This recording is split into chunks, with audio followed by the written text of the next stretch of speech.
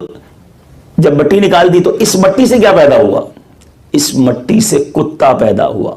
हज़रत आदम अलैहिस्सलाम के पेट पर वो जगह जहां नाफ थी, वहां से जब मट्टी निकाली गई तो उस मट्टी से कुत्ता पैदा है। कि जो मेरी और आपकी नाफ में जो एक जगह है ना, ये पहले ये नाफ का सुराख नहीं था।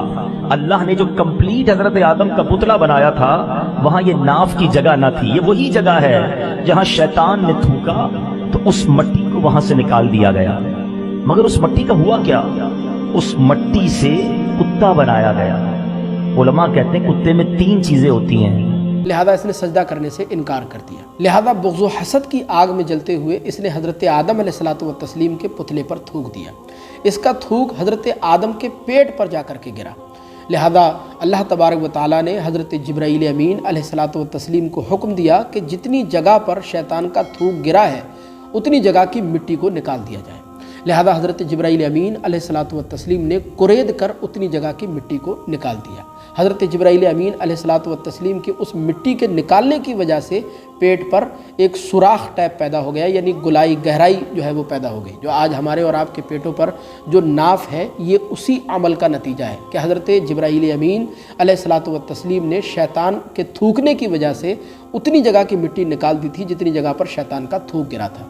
उसी वजह से पेट पर नाफ की शक्ल बन गई। लिहाजा शैतान के थूक वाली मिट्टी जो हज़रत आदम अलैहिस्सलातु व तस्लीम के पुतले से निकाली गई थी, उसी मिट्टी से अल्लाह तबारक व तआला ने कुत्ते की तख्लीक फरमाई, कुत्ते को पैदा फरमाया। यही वजह है कि कुत्ता इंसान से अस्सलामु अलैकुम वरहमतुल्लाहि ताला वबरकातुहू। बिस्मिल्लाहिर्रहमानिर्रहीम।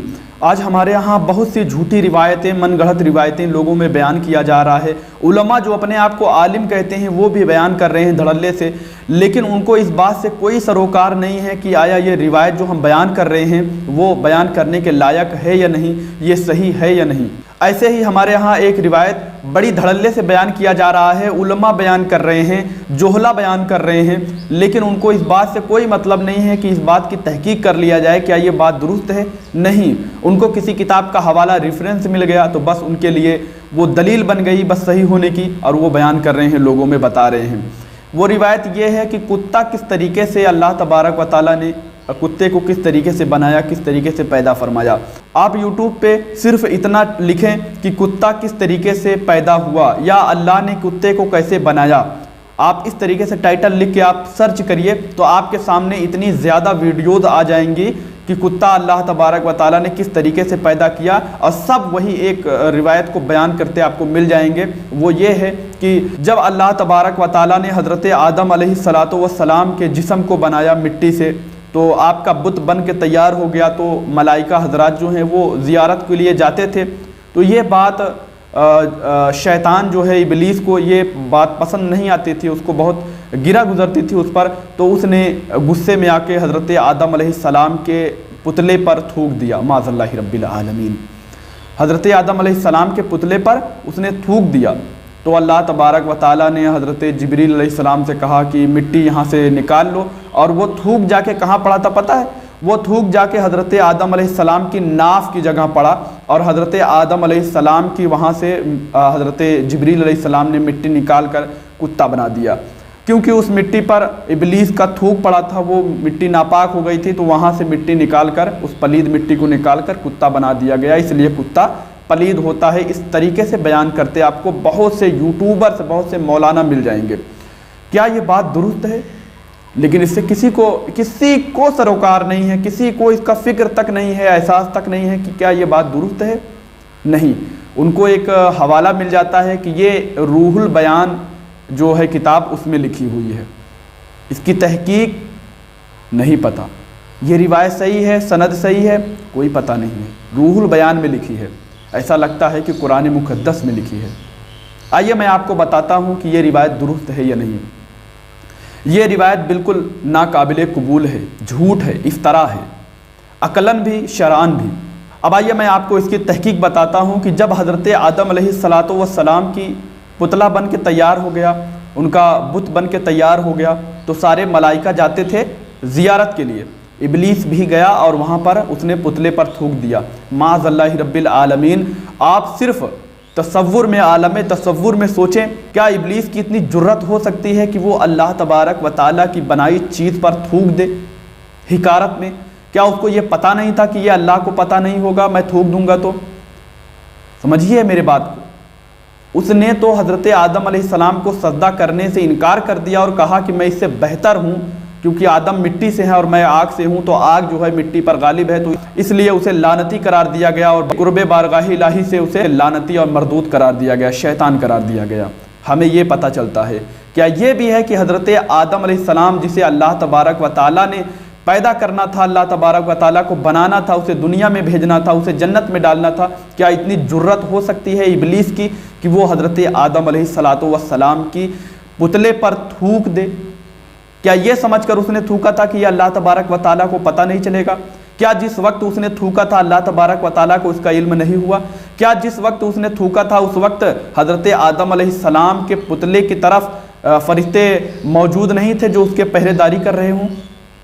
یہ اپنے میں ایک سوال ہے۔ اب آئیے دوسری عقلی دلیل کی طرف چلتے ہیں، اس کے بعد میں آپ کو کتابی دلیل دوں گا، حوالے فتاوے دکھاؤں گا کہ ہمارے ہاں اتنا بڑا واقعہ، اتنا بڑا حادثہ موجود، لیکن نہ تو قرآن مقدس میں اس کا کہیں اشارتاً نہ وضاحتاً اس کا کہیں ذکر موجود ہے، نہ احادیث میں اس کا کہیں ذکر موجود ہے، نہ تو کسی معتبر و معتمد کتابوں میں اس کا کہیں ذکر ہے۔ ملی تو کہاں ملی یہ واقعہ ملی تفسیر روح البیان میں۔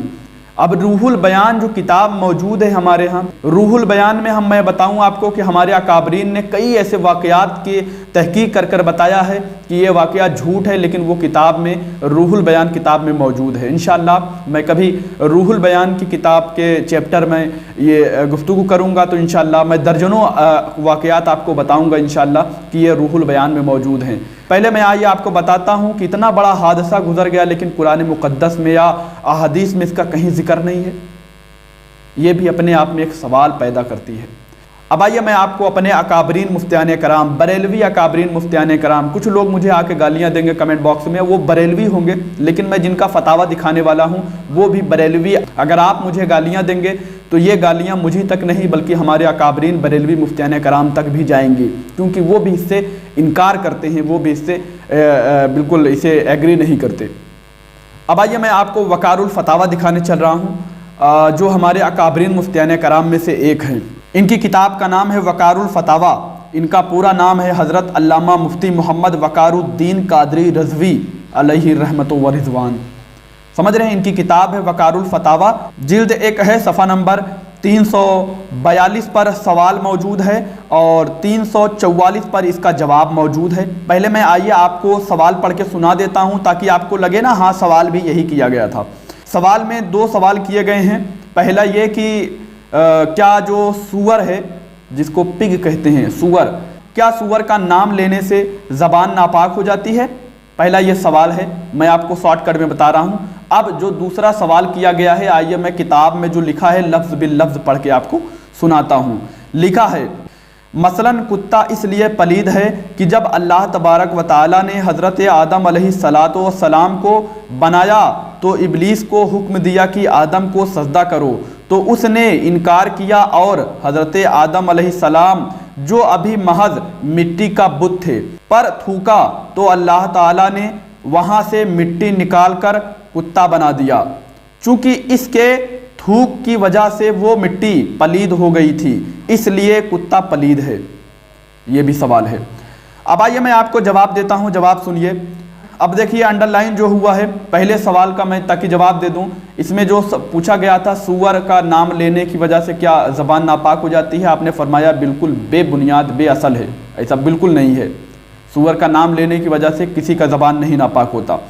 اور یہ دیکھیے انڈر لائن جو کتے کے متعلق پوچھا گیا تھا کہ کتا اس لیے ناپاک ہے کیونکہ اس نے حضرت آدم علیہ السلام کے جسم مبارک پر تھوک دیا تھا، تو آپ فرماتے ہیں، دیکھیے انڈر لائن ہوا ہے، کتا بننے کی جو روایت آپ نے لکھی ہے یہ بھی بے بنیاد اور لغو ہے۔ لغو مطلب پتہ ہے آپ کو کیا ہے؟ لغو مانے فضول، فالتو، سمجھ رہے ہیں؟ فرماتے ہیں یہ بھی بے بنیاد، اس کی کوئی بنیاد نہیں ہے اور یہ فالتو ہے، فضول ہے یہ بات، یہ واقعہ، یہ روایت۔ ہاں صحیح روایت میں اس کا کوئی تذکرہ نہیں ملتا۔ میں ریپیٹ کر رہا ہوں تاکہ اور اچھے سے آپ کو سمجھ میں آ جائے۔ فرماتے ہیں کتا بننے کی جو روایت آپ نے لکھی ہے یہ بھی بے بنیاد اور لغو ہے۔ صحیح روایت میں اس کا کوئی تذکرہ نہیں ملتا۔ واللہ عالم ثم رسول عالم۔ دیکھیں ہمارے اکابرین نے فرمایا یہ بالکل جھوٹ ہے، بے بنیاد ہے، لغو ہے، فالتو فضول ہے، اور ہمارے ہاں دھڑلے سے لوگ بیان کر رہے ہیں۔ یوٹیوب پر میں نے کہا نا، آپ یوٹیوب پر صرف اتنا لکھیں کہ کتا کو اللہ تبارک و تعالیٰ نے کیسے بنایا، یا کتے کو کیسے بنایا گیا، یا کتے کو کیسے پیدا کیا گیا، اس طریقے سے آپ لکھیں گے نا تو بس وہ ریکمنڈ میں آپ کو ایسے بہت سی ویڈیوز آپ کو یوٹیوب دے دے گا۔ آپ دیکھیں اس میں کس طریقے سے لوگ بنا تحقیق، بنا اس کو جانے پرکھے بس دھڑلے سے ویڈیو بنا رہے ہیں، علماء بیان کر رہے ہیں۔ اللہ اکبر، یہ غلط ہے۔ اور ہمارے علماء ایک بات یہ بھی کہتے رہتے ہیں، آپ نے سنا ہوگا، بارہا سنا ہوگا، فرماتے ہیں کہ کسی کے جھوٹے ہونے میں اتنا ہی کافی ہے کہ وہ ہر سنی سنائی بات کو آگے فارورڈ کر دے، لوگوں میں شیئر کر دے، لوگوں میں پہنچا دے۔ اس کے جھوٹے ہونے میں بس یہی سب سے بڑی دلیل ہے کہ وہ بس ادھر سنا ادھر بیان کر دیا، کوئی تحقیق نہیں، عالموں سے پوچھا نہیں گیا۔ انشاءاللہ اسی طریقے سے آپ کے سامنے تحقیق ہم لاتے رہیں گے۔ اللہ تبارک و تعالیٰ کی بارگاہ میں سچے دل سے توبہ کرتا ہوں، اللہ تبارک و تعالیٰ مجھے معاف کرے، اور آپ سے بھی معافی کا طلبگار ہوں کہ مجھ سے بولنے میں، سمجھنے میں کسی طریقے سے غلطی ہوئی ہو تو مجھے معاف کریے۔ اور میں ان یوٹیوبرز سے بھی کہنا چاہتا ہوں کہ آپ اپنے چینل پر جو اس جھوٹی بات کو پھیلا رہے ہیں، لوگوں میں عام کر رہے ہیں، آپ اس سے توبہ کریے، اس کو ڈیلیٹ کریے، اور لوگوں میں بتائیے کہ یہ جھوٹ تھا، ہم نے جو یوٹیوب پہ آپ کے سامنے پیش کیا تھا، ہم اس سے توبہ و رجوع کرتے ہیں، کیونکہ بروز قیامت میں ہم اس کا جواب نہیں دے پائیں گے۔ سمجھ رہے ہیں؟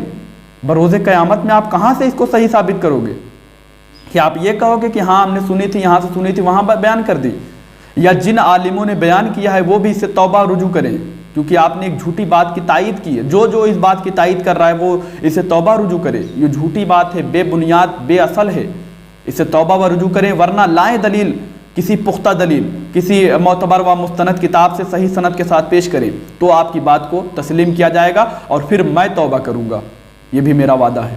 استغفر اللہ ربی من کل ذنب واتوب الیہ۔ السلام علیکم ورحمۃ اللہ تعالی وبرکاتہ۔